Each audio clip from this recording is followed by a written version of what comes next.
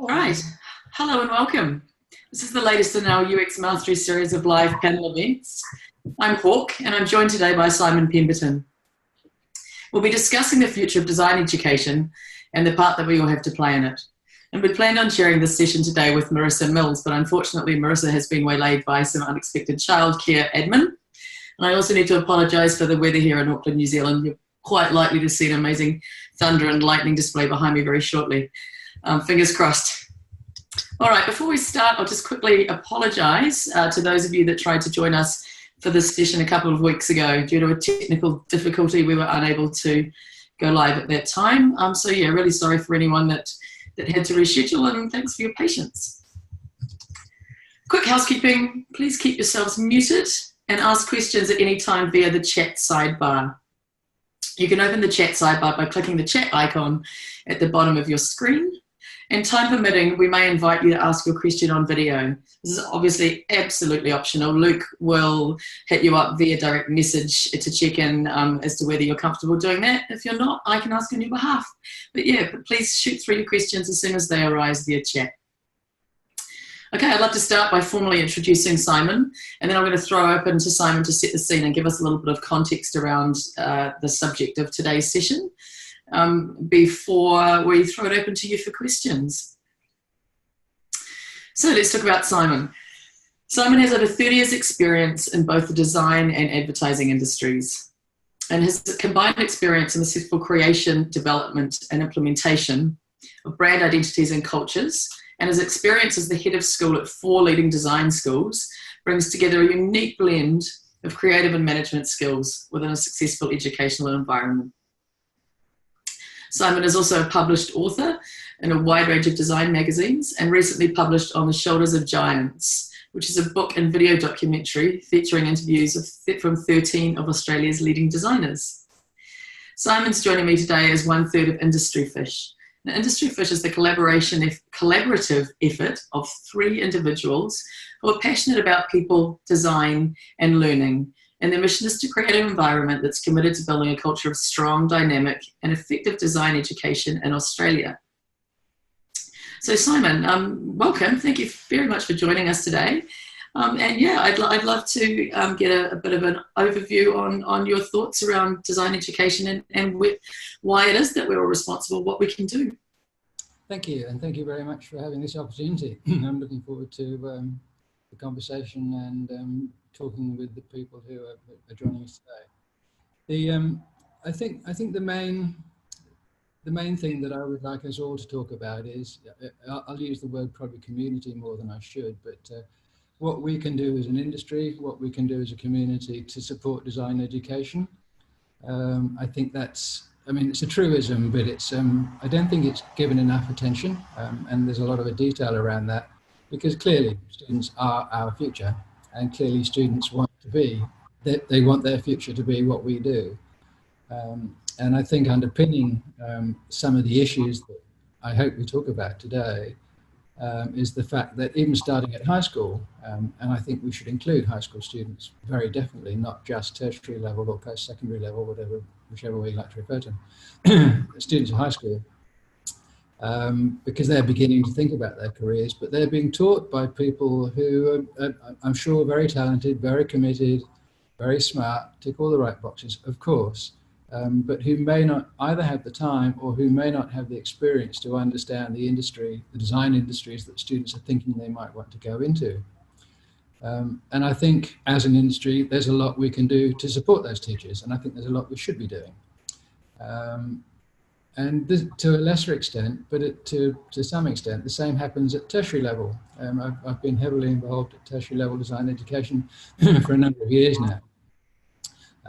And all tertiary level design schools are required to have industry engagement as part of their accreditation, and they all do, to be honest, with varying degrees of success, varying degrees of depth, and also varying degrees of responding to any feedback they may get from industry. Actually, quite often not their fault, because they have to have industry engagement to keep their accreditation, but they also have to follow very stringent educational guidelines in terms of particularly if they're offering degree-based programs in terms of what they deliver to their students. And there's often a conflict, perhaps in terms of time as much as anything else, between teaching students what they think they should know from the industry, but also to get them through their degree and pass all the kind of the academic stuff. It's complex. So given those two environments, the high schools and the tertiary level schools, I think there's a lot we could, as an industry, we could and should do to support the students in particular, the students as well, the teachers as well, I beg your pardon. And that can only lead to better quality graduates, which can only lead to a better quality industry. It seems to me to be a bit of a no-brainer. And as far as I know, no one's really doing this. An industry fish is very much hoping it can be part of the catalyst that helps this improve. Awesome. Yeah, I'm surprised. You're right. I'm surprised that nobody seems to be doing this, because it does seem like a prevalent problem. Yeah. As far as I know, no one's doing it anywhere in the world. It's astonishing. Yeah. Yeah. Well, maybe you could open with some of the, I mean, you talked a little bit about not enough industry engagement, but what are some of the other issues with how people learn design and how it's taught, maybe even some of the causes? Well, again, I think it's by us as an industry being involved, but it's going through the curriculum content, I think. I know there's been various discussions about the Phil Cleaver's book that they didn't teach you in design school, but making sure that, see, you almost don't need to teach design. I mean, this is a bit controversial, but it's not quite right. But if someone's going to be a successful designer, they already have an innate creative talent, probably, almost certainly. They also have the will to want to be a great designer. What they don't have is all the other stuff. Design as a business, design and the people skills, and that's a huge conversation right there, but in terms of UX, UI, all that stuff, they don't necessarily, at high school level especially, certainly, and even still at tertiary level school, they don't have the skills or the knowledge or the experience to understand that they're designing, they actually aren't designing for them, they're designing for a community, you know, an audience, a client base. They're designing in order to improve a business ROI, bottom line. There's a whole world of stuff that they're doing their job for, which really has not so much to do with design. So, yeah. Yeah, one of the things that I noticed from our community is, especially one of the most prevalent kind of issues is that people coming into the community that want to get into design-based roles, specifically UX design-based roles. Sorry, the thunder is quite outrageous. That what I notice is that they just really have no sense of direction. They've come from school, they're excited about the idea of doing something, but they don't really know what something is or what it involves. And so it almost feels to me that there's a bit of a disconnect between the teaching of topics or subjects themselves and kind of directing people as to where they go as their next step. How do you think that we can maybe kind of confront that issue? It seems insurmountable in some ways. Oh, yes, it is, but I'm not sure. I'm thinking on my feet here, so I reserve the right to change my mind during the conversation. But I'm not sure that directing students is really something that we should focus on. Mm-hmm. It's changing so fast, and in so many ways that when we're at a coalface, we can kind of keep a handle on it, but for everyone else, it's a bit harder. So I think just giving them the skills to be able to know where they're going, or to know the complexities of the environment that exist out there, I think is probably a more important priority. Also, support them if they have ideas about what they're interested in, ambitions, or areas of interest. We can certainly steer them in the right direction to meet people, to find out more about what they're going to do. But yes, because the education process, if it starts in high school and goes right through, we're talking about quite a number of years. And so this idea of directing, I mean, for example, who would have thought 10 years ago you could be a commercial drone pilot? So, it was a toy 10 years ago. Yeah. So this idea of saying, well, so there's things we're going to miss if we try and be too prescriptive, I think is what I'm trying to say. So Understood. yeah, so trying to keep open-minded and inspirational, and the kids will find, the students will find where they want to go, and where they want to go will find them too, actually. Yeah, I agree with you. I agree with you. So I guess one of the issues obviously is that, especially from a high school, if we're talking about a high school as a starting point, then design is one aspect, and then there's obviously just so many other vocations. We're focusing on design. How might this stuff specifically affect people that are designing digital products or a human-centered approach? How are we different from all of these other kinds of potential areas or vocations?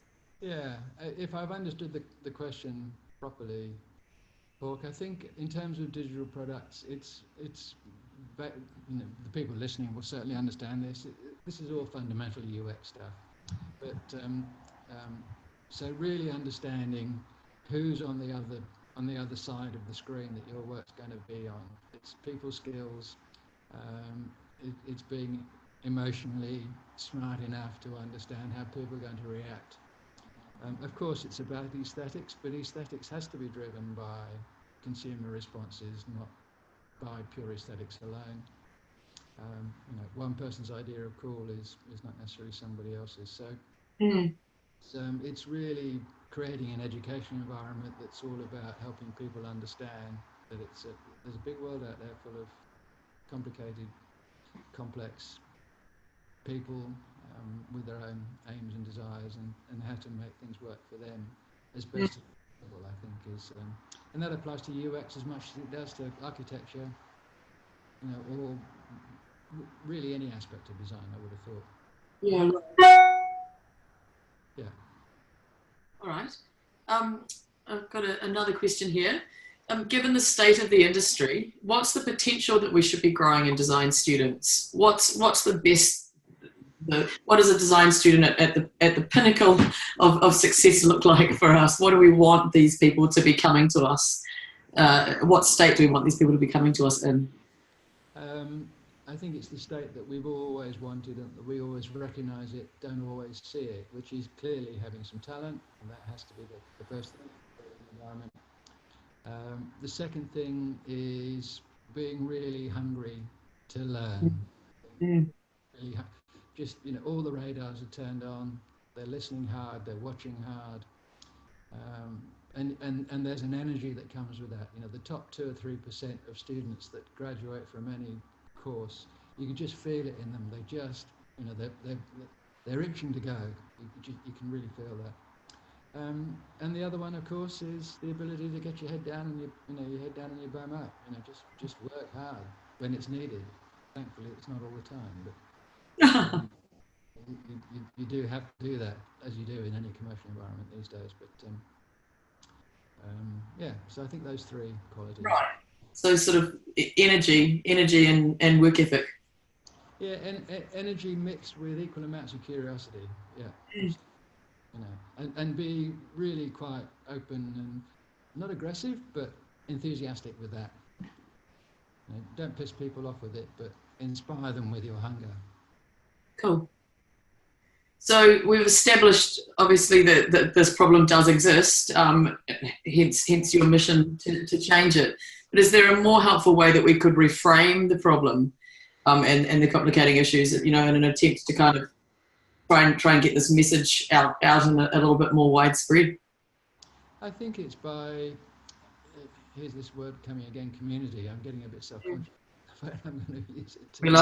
We love the word here at UX Mastery. I apologise now if over the next period people get sick of me sick of hearing me say it. But I think what we should do is very much, as an industry again, is build a community which includes and focuses actually to some extent on our educators, creative educators. I think so. People say, well, what are the problems with learning about design? I think the problem is, the question's kind of slightly wrong. What are the problems or the issues that we can help resolve about teaching design? And I think if we look at it from that perspective, we've got more chance of success. That has to be managed.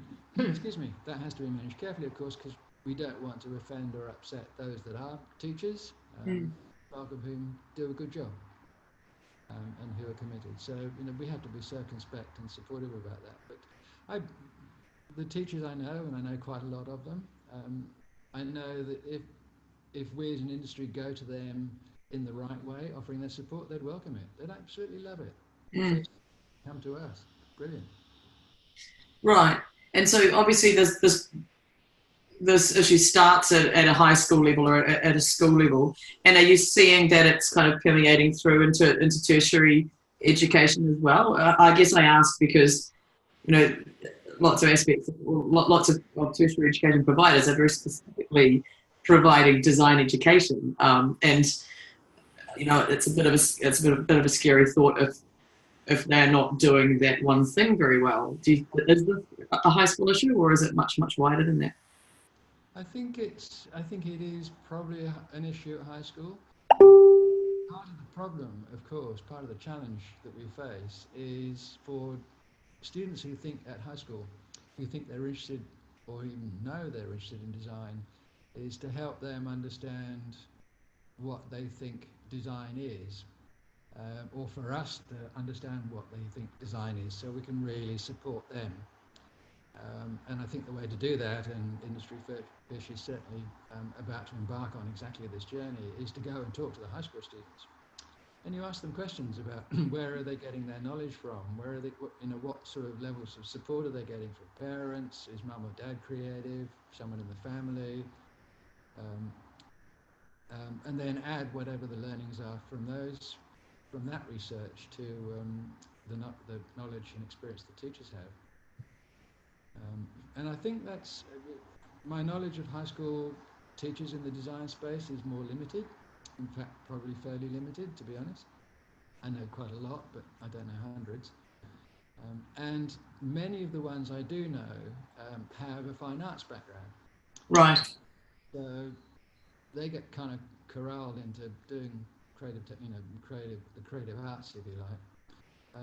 But it's not their fault that they may not have the skills or the knowledge or the experience to know how to help students. If a student wants to build a website or do something in the digital environment or in any of these other spaces, they may struggle, to really help them in a good way. As we all know, if we struggle in subjects at high school, we often went off them, got put off them, through nobody's fault, and focus our areas in other ways. So, be a shame if we're losing potential talent just through that. Yeah, absolutely.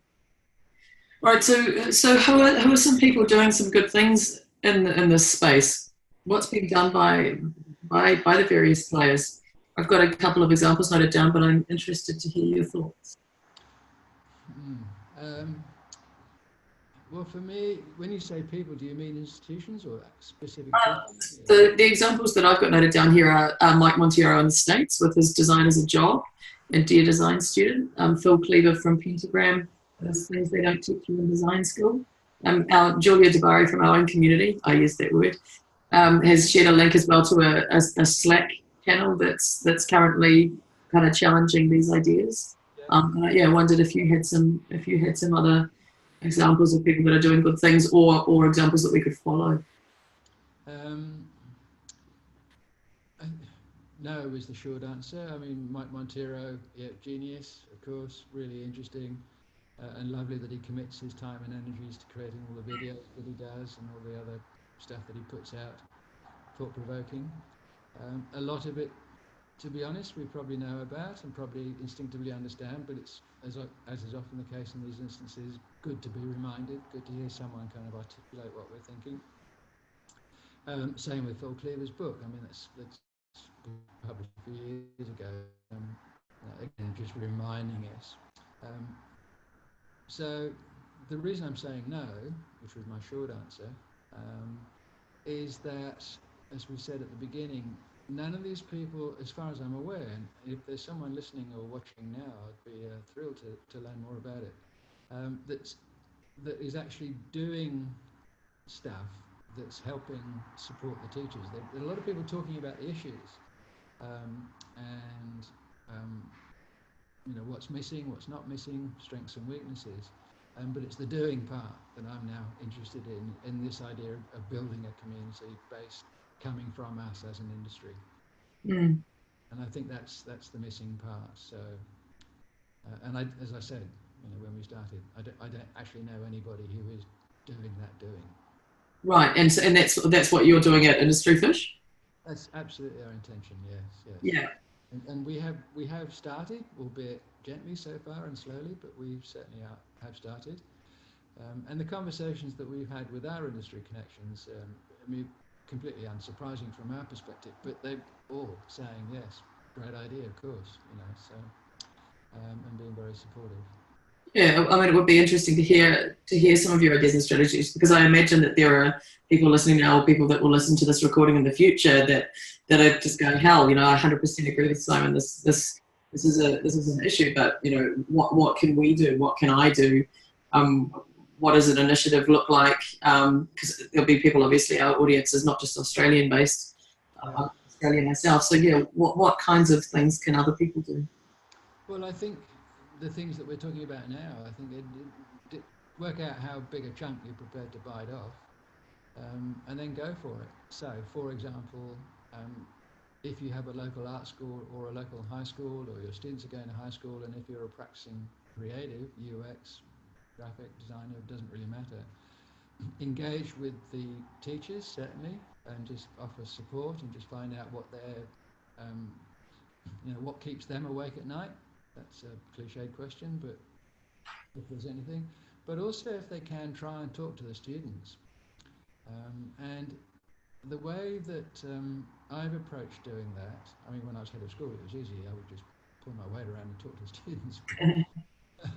But now is to go, you have to go through the teachers, of course, but is to say to the teachers that you would love to talk to the students about what their hopes and fears are, what their expectations are, get a good understanding of how they're thinking and feeling about what they're doing. And that therefore, and that whatever comes out of that, you're comfortable sharing with the teachers so that they can kind of improve what the school or college is trying to do. So that hopefully then becomes non-threatening for the teacher.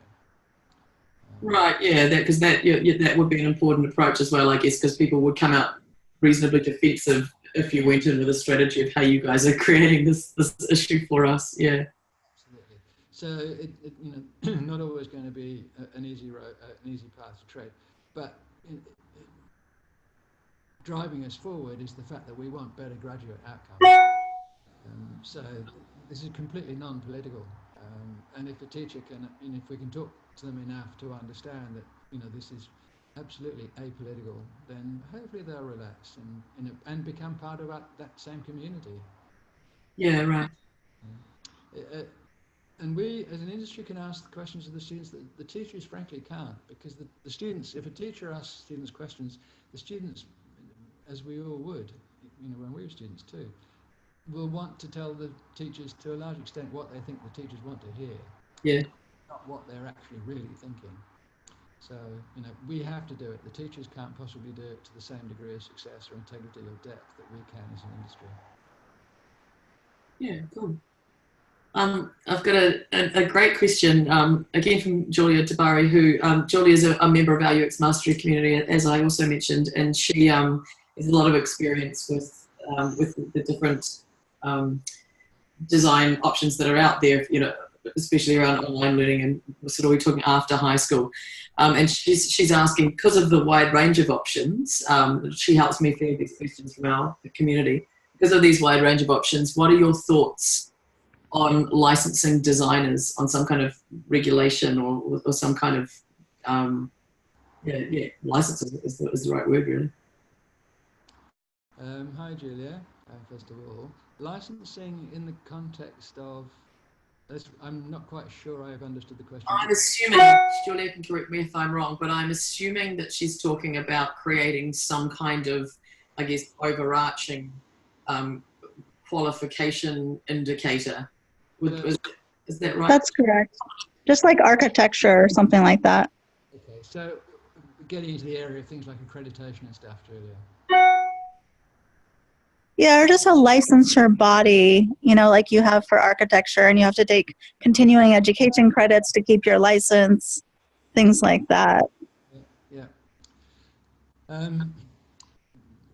It's a contentious issue, Julia. I mean, I have been the national president for the Australian Graphic Design Association. It was a little while ago, but I was president for 2.5, I think, years, and the state president for New South Wales. And it used to come up quite often at that level too, within AGDA. The DIA, I know, do something as well, which is sort of similar to what the architect's doing. I personally think it's a good idea because, if nothing else, it speaks to the idea of currency in practice. But there are a lot of people who worry about it. It's absolutely essential in architecture because if a building falls down, people are going to die. It's unlikely we're going to kill anybody. Not impossible, I suppose. But so I think it's a complex issue, but in principle, I think it's a great idea.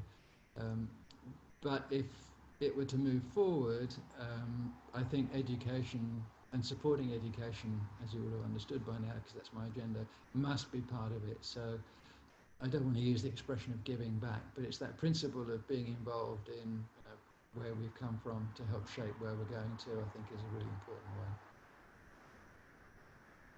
Great. Does that answer that for you, Julia? Yeah, I just wanted an opinion. I know it's a very divisive topic. Yeah, well, my opinion, Julia, is absolutely, but but it has to be done thoughtfully, and it has to be done for absolutely the right reasons. But yes, I personally, but I also said there'll be a lot of people who wouldn't agree with me. I do, for the record. The other one that I always have difficulty with is this whole notion of work experience. We're getting off topic a bit, perhaps, or maybe. Let's do it. It's an important, yeah. I'm so not a fan of students having to do work experience, and again, a lot of people don't agree with me, including a lot of students, and interesting, a lot of their parents. I understand the notion that going to a studio for 2 weeks or 2 months or anything in between might give you some insights into what's going on in the industry. And for those students who are really hanging out to do it, then fair enough, try and organise it. But as far as I know, 98% of the time it's unpaid. That's controversial. But also, I think equally 98% of the time, it's probably a complete waste of time because you're never going to become a long-term member of that environment you're in. The people in that environment know that, so they're never going to take you all that seriously. They're going to like you if you're a nice person. They're going to enjoy having you there. They're going to love the coffees you go and get for them. But the actual learnings, I think, are probably fairly marginal.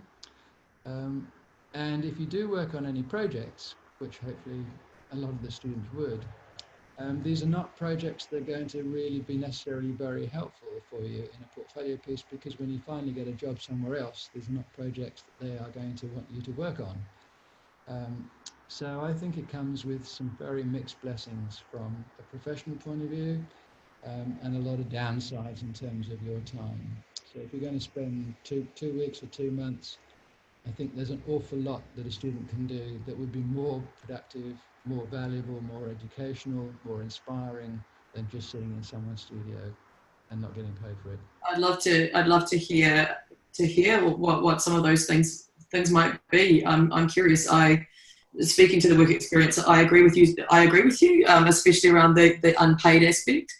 But I also think that there is a big part to work experience, which is kind of taking away the pipe dream. I'm going to be an architect, or I'm going to be a designer, I'm going to be this or that, and hey, this is what it actually looks like to do a week in the life of this job. You're not going to change the world next week. You're going to do a lot of little shitty things. And so I think that aspect of it can add some value, but I'm more interested in hearing your ideas around what would be a better way to utilize that time for our students. Well, first up, there is something a bit glib. Use that time to be a better student. Work harder, work on your student projects in more depth, with more integrity, with more vigor, rework. If you have the time, projects that you're working on, just focus on the quality, just be the best student you can be. You're never going to be a student again. You're never going to have these opportunities again, so absolutely max them out.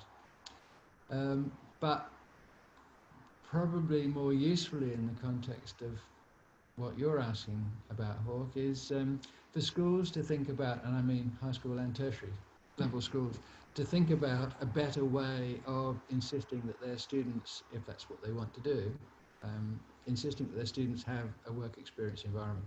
So that might be organising a period, it could be a month, it could be 2 or 3 months.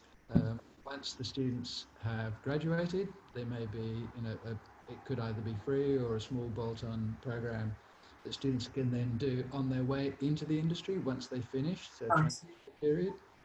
I think thought through properly, that has a lot of merit, because the students can stop then thinking about being a student and start focusing on their future.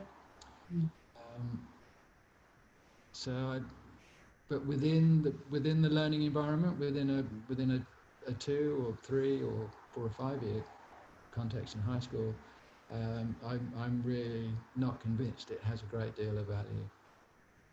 I'm really not. I mean, go on trips to see studios, listen to all the industry people who are coming in and listen to their stories.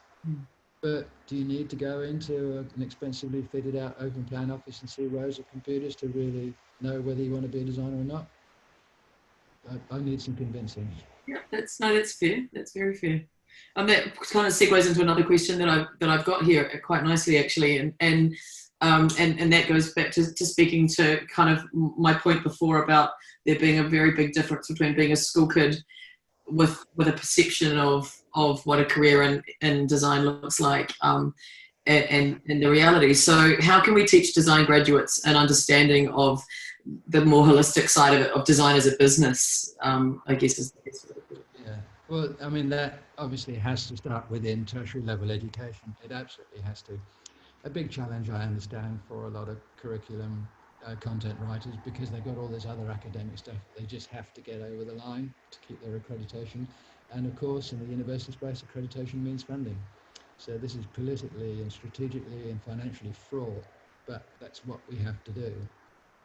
So do we have to go to the accrediting authorities? Probably, and talk to them as well. That would apply in New Zealand. It would apply to every country in the world, I would think.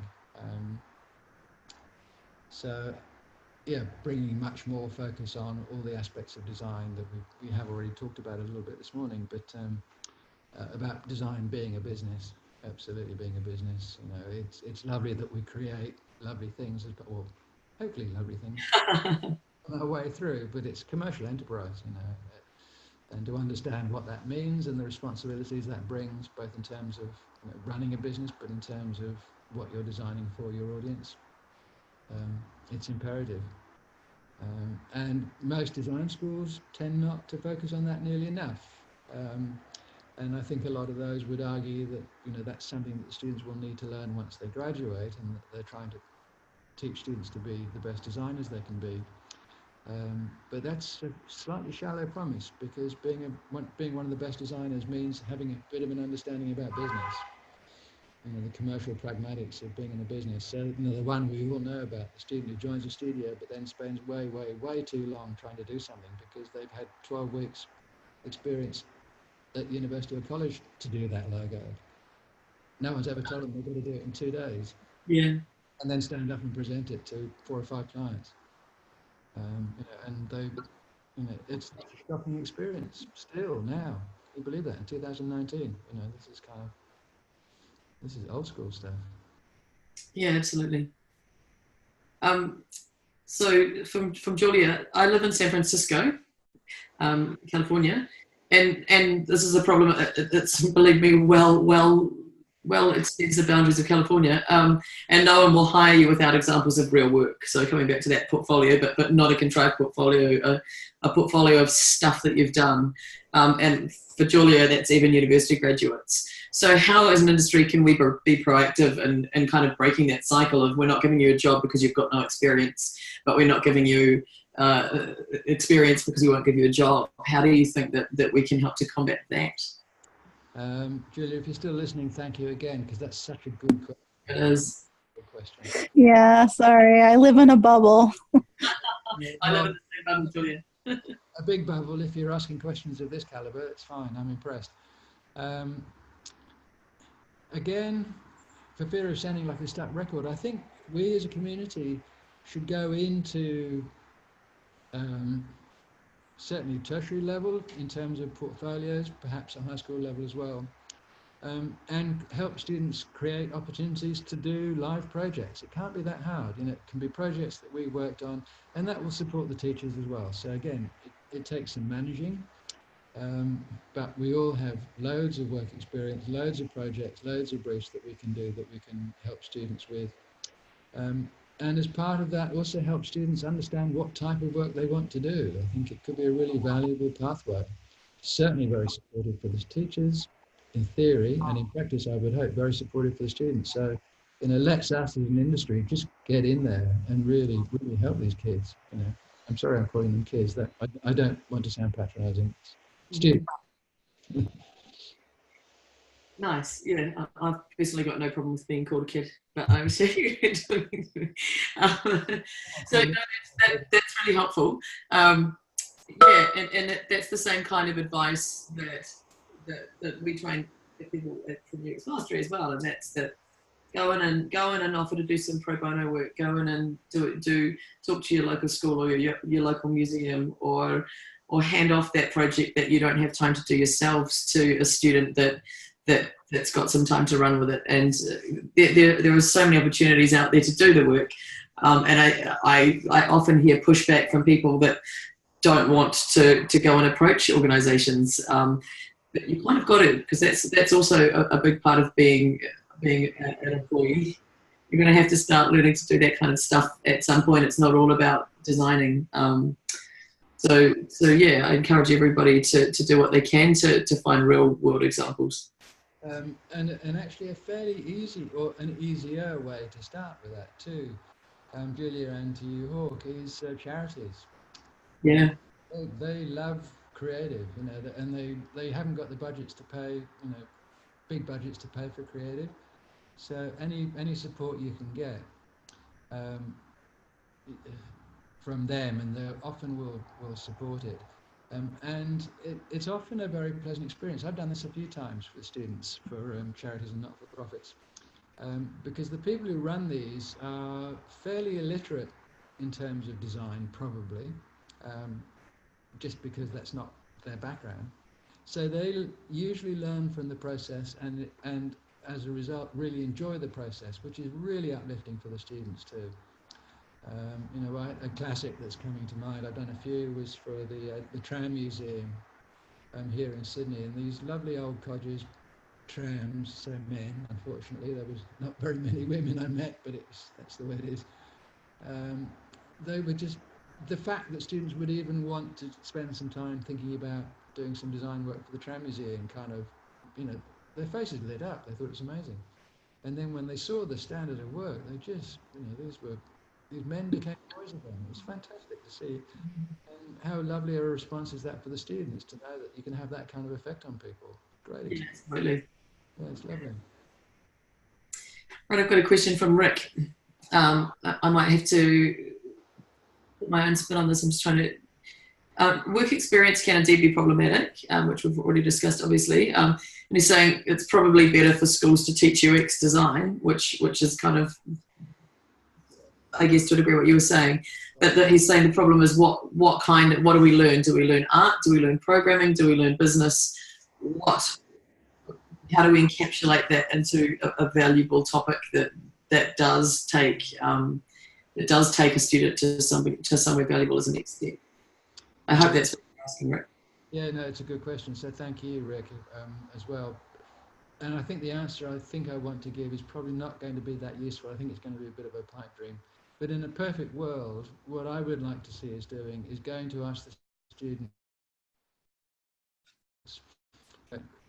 first of all, but then also what areas are they interested in, and then try and support them rather than be prescriptive about, well, this is what you have to do. Are you interested in the world of medicine? Are you interested in science? I mean, I don't know what the questions are even, but to ask the students, because if if we go in feeling prescriptive about it, or with a particular mindset, we run the risk of the student either becoming disengaged because they don't particularly feel interested in what we're talking about, or missing an opportunity. Back to the drone pilots, you know, if we went in and saying, okay, we want to teach you these skills, but there's kids sitting there at the back of the class thinking, shit, I love flying drones. But if we hadn't talked to him or asked him about that, you know, he would have missed the opportunity with our support to become a drone pilot. Yeah, right. So I think trying to go in and with questions before we go in with answers, it's idealistic, but I think if we can try and do that, then it's going to be more constructive actually for everybody. Yeah, great.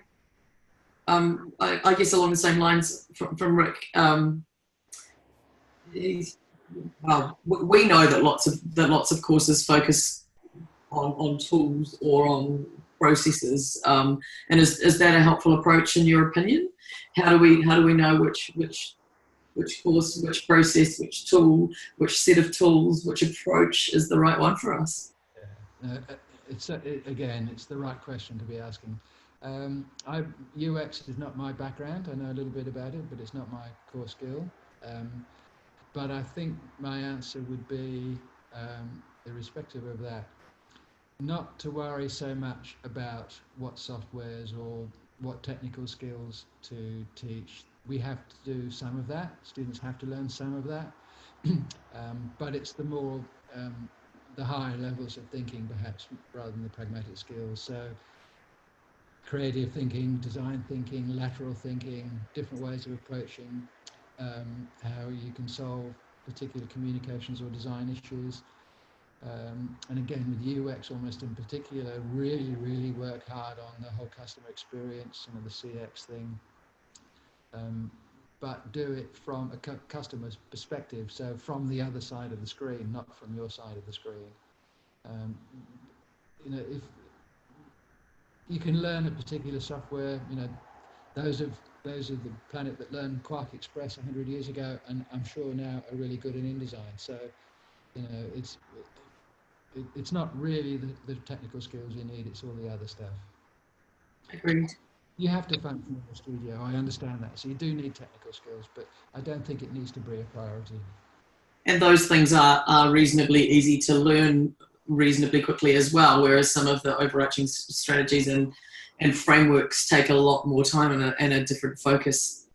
And these days, I mean, I'm not so sure, I'm not so confident, rather, I guess, in the UX space, but if you've mastered one software or one particular piece of technology, the chances are you're going to get onto the next one really easily and quickly, or fairly easily and quickly. It's not going to break your balls, you know. But if you don't understand all the other stuff, then your balls are already broken.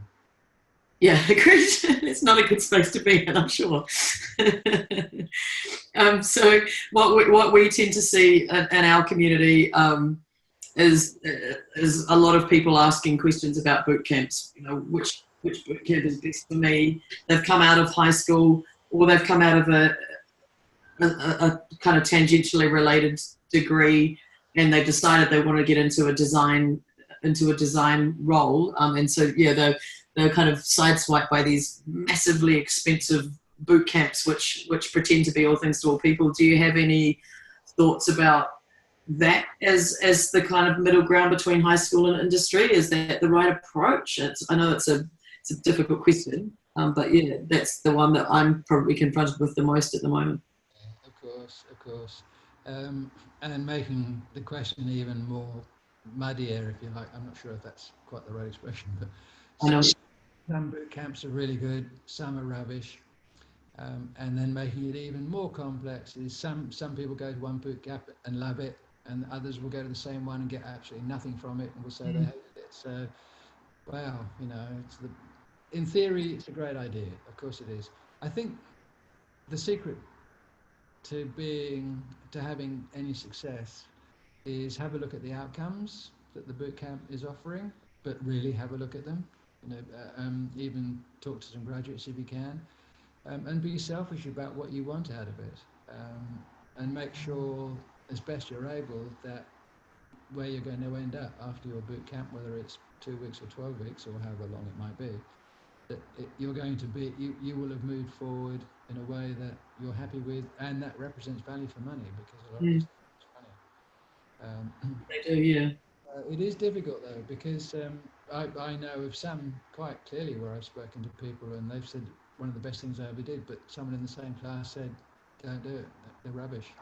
Quite literally polarized opinions at each end of the spectrum. So Right. never easy. And I think for the audience that's listening as well, I think one of the things that one of the perceived benefits these days, especially in UX boot camps, is the portfolio projects that you come out with. Yeah. But what Julia and I are seeing more and more now is that employers aren't even looking at these bootcamp graduates or these projects, because, let's be honest, they've all got the same project. And so it's become so genericized that it's lost its value altogether. And these people have paid thousands of dollars for this waste of paper. And I think that's really important. You know, if that's one of the outcomes when you're doing your research, walk away.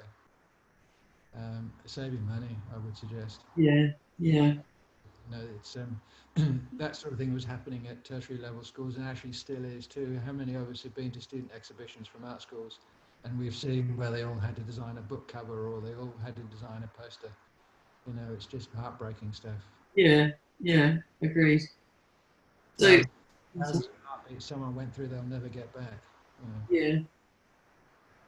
Yeah, and I think so the other aspect of or the other challenge that we face as designers and UX designers is a lack of mentorship and a lack of really personal guidance. And that's one that Luke and I have been struggling to crack as well, in terms of how do we support our audience to find this kind of mentorship. Our community does it to a degree, but there just seems to be a real shortage of genuine mentors. And Julia's suggestion is that more companies need to do mentoring. What are your thoughts about that? Yeah, I couldn't agree more. But again, that I think can happen if we start building a community that includes teachers. Mm. And then mentoring just automatically becomes part of it. Because at the moment, there's no environment that allows the conversation that we're having right now that includes teachers. I'd be fascinated to know if there's any design teachers in the audience today. I would guess there probably aren't. Maybe some people today have done some teaching or do some part-time teaching, but you know, let's really go and embrace the teaching community as our friends and as, you know, as an investment in our future, which is our graduates, and have these conversations. It'll all become much easier, much easier. But yeah, mentoring, 100%, really valuable stuff. Because I mean, what we've been discussing so far are these kind of polarized aspects of education and of industry, really quite, you know, disparate, rather than kind of part of the same spectrum where we're always learning. It's not right. I've done my education and now I am a professional. You know, maybe we need to kind of reconsider what that spectrum looks like and think about education as a continuing journey through the workforce.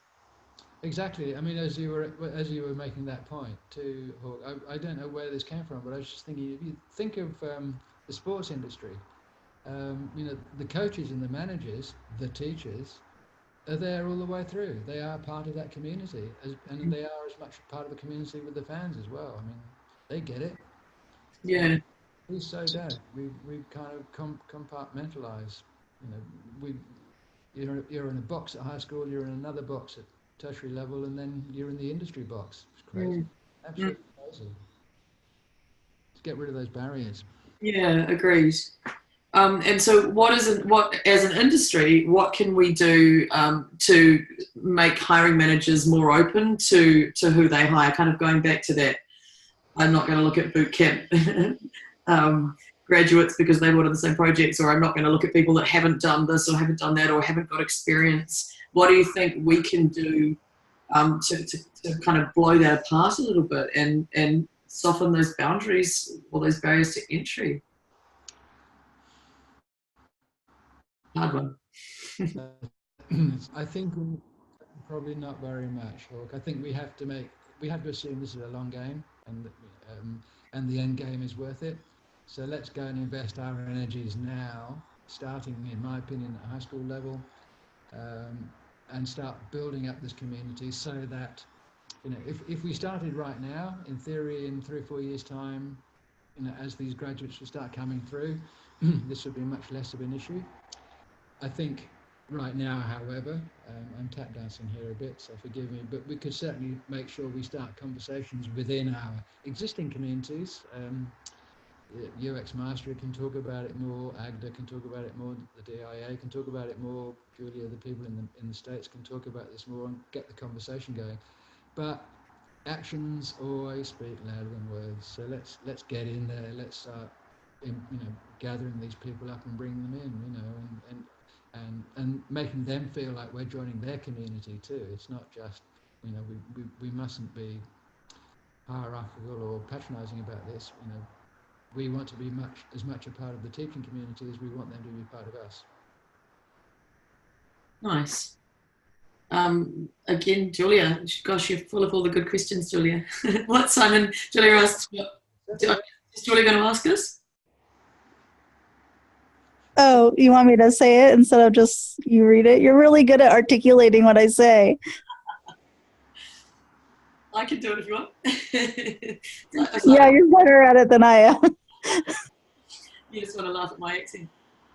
Simon, Julia asks what your opinion of teachers, so what your opinion is of teachers with industry experience versus academics. So she's seen teachers that have awesome experience but aren't particularly good at translating that into education or into teaching. What are your thoughts on that?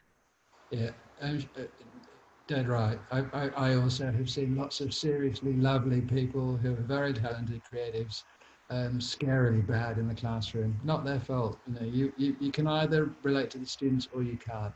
Actually, I've just said the wrong thing. The students either relate to you or they don't. It's got nothing to do with you. As we all did when we were 15 to 18, we formed opinions about who we thought we could learn from and respected in a heartbeat, and that's the way it is. And they could try and be as cool and as knowledgeable and as open as they wanted, but students can switch off. So that's a trial and error thing. You just have to be honest about it.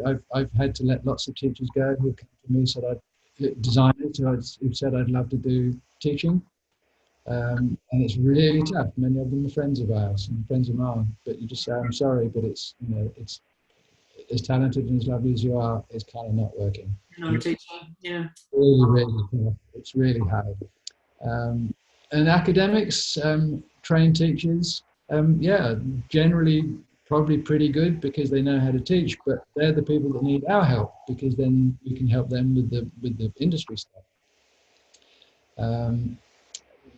Luckily, quite a lot of industry people who offer to go and teach. They get paid for it, of course, but a lot of them are good, and a lot of the students relate to them and do learn a lot from them. But Julia's right, there are quite a number that don't. So I don't think we should put pressure on ourselves to suddenly all of us become teachers. I think the pressure should be for all of us to help the teachers. And that includes industry practitioners who are teaching too. We can support them as well. There's no reason why they aren't part of the equation because they are us. So I've got a challenge, or I guess a challenge might be the wrong way to pose this, but Moses from the chat is asking what criteria you're using to form your opinion. To form my opinion about forming a community? Maybe we'll ask Moses for some clarification on that, and I'll pose this next question too in the meantime because I can't. Hi Simon, it's Moses from New Zealand. Simon. Hi Moses. Nice to meet you. The criteria you're using for your opinion on the teachers with industry experience versus academics. At the moment in New Zealand, the teachers are striking because they're not getting their wages on par with the local industry. But again, that's not the question. So what criteria do you use to form or as a basis for your opinion that you've just offered? My opinion on practitioners sometimes being problematic as a teacher, or do you want to make sure I've understood your question, Moses? Well, you're sort of offering an opinion with teachers and the industry experience versus academics. Yeah. So the teachers with experience with experience, how do you compare them both the academics and the teachers with industry experience? Okay. What criteria do you use to base your opinion on both? I don't think making a straight comparison is actually that useful, Moses, because they're coming into the process with different experiences, different backgrounds, and different things they can offer the students. I think teachers wanting to be paid a more realistic wage in terms of building a future student and their professionalism is absolutely legitimate. It's difficult. There's never big money available in education, as we all know. There seems to be other cases. So it's a hard one, but I think the right to ask for more respect about what's being done as a teacher is absolutely correct. And I think governments the world over should acknowledge that. I think they kind of do, but meanwhile they've got roads to build and hospitals to build, army to give bullets to and stuff. So it's a hard one. But I don't think you can make a straight comparison. So I think the focus is probably on people who are actually teachers and less focus on industry people coming in to support what they're trying to do. Thank you, Simon. Pleasure. Thank you for being part of Sarah. it. Good. You're welcome, Moses. Thank you. And I guess along the same line, what we are noticing is that organisations like General Assembly are starting to approach designers, sometimes in our community, sometimes outside. Sorry, I just got excited because the sun's come out. And what advice do you have to those people that decide to take this offer up and therefore start to become design educators, arguably good ones? What advice can you give them about how they start to kind of challenge these issues that we're seeing? What advice can we give to people that are new teachers to kind of break down some of these barriers? I guess the question I've got here is, do you have specific advice about a less intensive, more longer term view as to how we can improve results for students? Well, yeah, predictably, I'm going to say let's invest in the education industry. But I guess more immediately, places like GA, I guess almost in particular too, given that we've named them already. I think if you're considering wanting to get involved in education through the process, through something like GA, be clear in your own mind about why you're doing this and who you're doing it for. This could end up in trouble over this. Very clearly are doing it because they're a business. It happens to be they're in the business of creative education, but it's a business first and foremost. Sure. Anyone who's worked with GA would know exactly what that means and what that feels like. Yeah. So that aside, and you can't blame them for that. You know, that's their commercial pragmatism. That's okay. I have education running through my veins, so I have mixed feelings about how I feel about that. But I get it. I certainly understand their position. So I think, yeah, just be clear about what you're trying to do as a teacher and exactly what it is you're teaching. Is it just more of the same, or is it something actually useful that students can really relate to? And also ask yourself, as you're putting your content together, if you were to present this to a panel of industry board members, what kind of review would they give you? Would it be one that says, okay, this is useful? Or is this one that says, okay, this might earn you a few dollars, but actually, how useful is it in terms of the student experience? And I think if you can go through that process yourself and come out the other side feeling as though you're onto something, then have a crack at it. Yeah. And then do the other thing, which some teachers may do at GA, but I suspect not many do or do properly. Follow up with the students and make sure you get the feedback properly from them, not from GA, about what they thought they got out of this. Easier said than done, but just to make sure that what you're teaching is what they wanted. Cool, awesome. And I guess, Julia is just a brilliant example of somebody that's come from industry and taken this educated career path, and I strongly agree with her. She chose that as a third option. You know, once you kind of get to that point in your career where you look at becoming a principal, you look at becoming a manager, you look at what your next step should be, then I think that it's a strong approach from us if we start to encourage people to consider educators or teachers as a third career path, and it's probably not something that is thought of often enough. I often give advice to people who are sort of stuck at that, what should I do now? I'm intermediate or I'm senior, and I kind of want to veer down a particular path, and education and becoming an educator isn't one that's often raised, but and therefore we just don't have enough strong educators. So yeah, I encourage people to consider that as an option that's as valuable, if not more valuable, than a manager or a team leader or a principal of a agency. As long as you're doing it for the right reasons. Right reasons. Yeah. As long as you're not doing it just because you're a freelancer and you're running out of work, for example. Absolutely. The old adage of those that can do and those that can't teach, unfortunately, still kind of exists out there a little bit. And also, harder and harder these days is a lot of, I don't know what it's like in the States, Julia, but certainly in Australia, I don't know what it's like in New Zealand either. But you, as a teacher, you're now required to have minimum level qualifications in a number of areas. If you're teaching it in higher education, you have to have, well, in theory, you certainly have to have a degree, and ideally you have at least a master's. And not many graphic designers yet, well, it's changing, but not many graphic designers have those levels of qualification. So that can make it more complicated. So back on my old soapbox, I think, yes, by all means do that if that's what you want to do, and if you can find an environment where you can do it. But equally, let's support the teachers and make our contribution that way, not necessarily by standing in front of a group of students.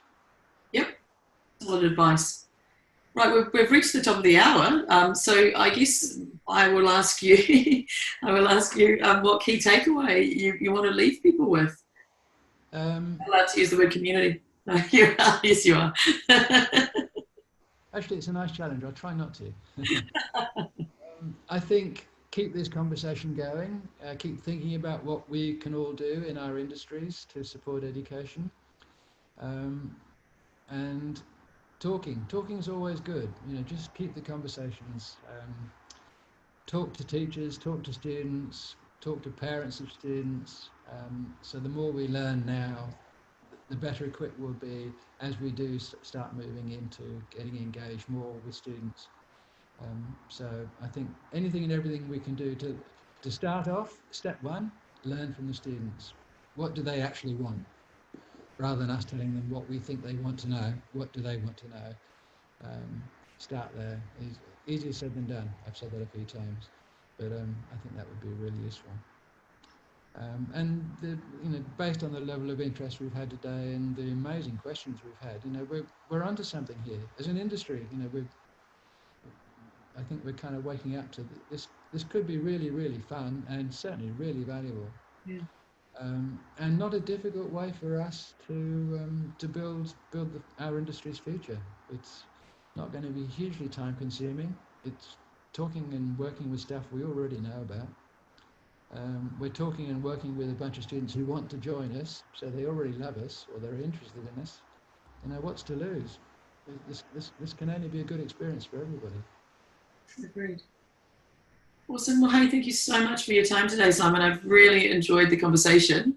I encourage anyone that's listening or that listens in the future that wants to continue this conversation to either jump over to our forums, community.uxmastery.com, or contact us. You'll find Simon at industryfish. Is it .com? .co. .co. But yeah, if there's further questions, I'm happy to field them and put them through to Simon. But otherwise, yeah, hope to continue the conversation and figure out how we can push through some strong ideas here. So yeah, thanks, Simon, for your time. It's been a pleasure. Thank you and Luke for the opportunity, and more importantly, everyone who's out there, thank you for giving up the time to be part of this. Yeah, absolutely. I hope most of you have at least got something out of it. I'm sure everyone did. And thank you very much, Julia, Moses, and Rick for your awesome questions. Yeah, cool. All right, take care. Enjoy the rest of your day, everybody. Thank you. Bye. See ya.